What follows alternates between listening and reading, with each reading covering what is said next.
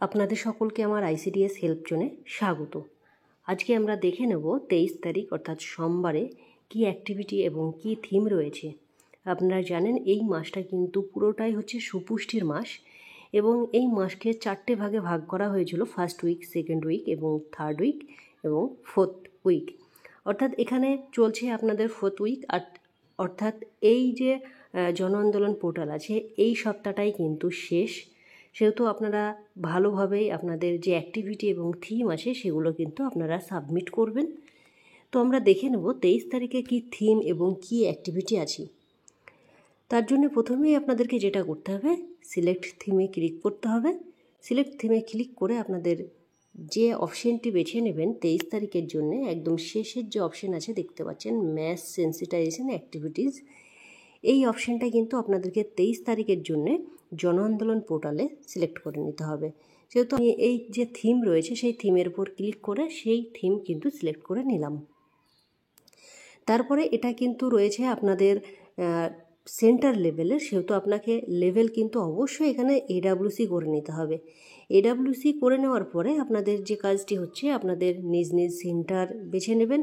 এখানে আপনার টাচ করবেন, আপনার প্রজেক্টের যতগুলো সেন্টার আছে সবটাই কিন্তু শো করবে। সেহেতু নিজের যে সেন্টার সেটা আপনারা অবশ্যই মার্ক করে নেবেন। সেন্টারের উপর টাচ করে আপনাদের নিজ নিজ সেন্টার কিন্তু সিলেক্ট করে নেবেন।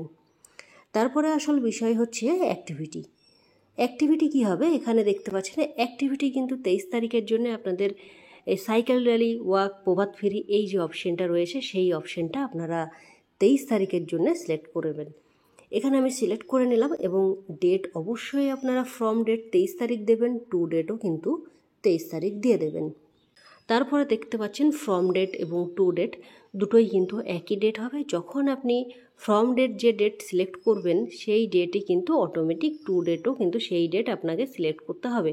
অর্থাৎ এখানে 23 করলে এখানে আপনাকে 23 করতেই হবে, তাছাড়া কোনো অপশান কিন্তু দেবে না। তারপরে দেখতে পাচ্ছেন এখানে পার্টিসিপেশনের ডিটেলস, এখানে যে ক্যাটাগরি রয়েছে এখানে দেখতে পাবেন আপনারা এই সাইডের দিকে স্ক্রল করলে সামনের দিকে মেলের অপশান দেওয়া আছে, এখানে মেল, এদিকে আপনার দেখতে পাচ্ছেন ফিমেল। তো এখানেও অপশানগুলো আছে সেখানে আপনাকে যে চিলড্রেন, অ্যাডাল্ট এবং অ্যাডোলেসেন্স কতগুলো ছিল সেই সংখ্যাগুলো আপনাকে মূলত বসাতে হবে। তো এইগুলো কিন্তু ফাঁক রাখলে বা আপনি যদি ফ্লাফ না করেন তাহলে কিন্তু কোনোভাবেই আপনি জন আন্দোলন পোর্টালের পার্টিসিপেশনের ডিটেলস আপনি সাবমিট করতে পারবেন না।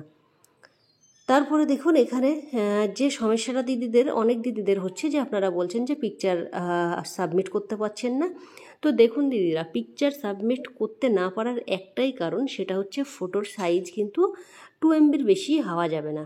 তাহলে কি আপনারা যখনই এই যে পিকচার এডিট করবেন তখন আপনারা অবশ্যই পিকচারের যে ডিটেলস আছে সেখানে পিকচারের এই যে সাইজ সেটা কিন্তু আপনারা একবার চেক করে নেবেন। তারপরেই আপনারা এখানে ব্রাউজার থেকে আপনাদের যে ফাইল আছে সেই ফাইল থেকে ফটো সাবমিট করবেন। তারপরে বলি, এখানে ডেসক্রিপশন বক্সে আপনারা আপনাদের মন্তব্যগুলো লিখে দেবেন, কারণ আমি একই জিনিস রোজ ভিডিওতে বলছি, আবারও আজকে বলছি, বা অ্যাক্টিভিটি যেটা হয়েছে সেটাও আপনারা লিখে দিতে পারেন। এবার বলি, ফটো বা আপনারা পিকচার অনেক দিদিরাই বলছেন এটা কি ম্যান্ডেটারি। তো দেখুন, ফটো যদি না দেন তাও কিন্তু কোনো অসুবিধা হবে না, তবে চেষ্টা করবেন 1 মাসের মধ্যে 2-4টে ফটো তো আপনারা দিতেই পারবেন, এটা তো কোনো আশ্চর্যের বিষয় নয়। কারণ এই কাজগুলো তো আপনারা অফলাইনে করছেন, সেহেতু অনলাইনে যদি 2-4টে ফটো আপলোড করা যায় অবশ্যই আপনারা করে দেবেন সেটা। তারপরে সবশেষে আপনাদেরকে সাবমিট করতে হবে। তো আরেকটা কথা বলি, অনেক দিদিরাই হয়তো নিজেদের প্রজেক্টের পাসওয়ার্ড এবং ইউজার আইডি আপনারা জানেন না। যদি জানতে চান তো অবশ্যই আপনারা আমার কমেন্ট সেকশনে লিখবেন, আপনার প্রজেক্টের নাম কিন্তু মেনশন করবেন, তাহলে আমি কিন্তু সেখানে আপনার যে জন আন্দোলনের ইউজার আইডি এবং নাম আমি আপনাদেরকে দিয়ে দেব। তো এই ছিল আজকের ভিডিও। তো ভিডিওটি ভালো লাগলে অবশ্যই লাইক, কমেন্ট, শেয়ার করতে ভুলবেন না। ধন্যবাদ, আপনার দিনটি শুভ হোক।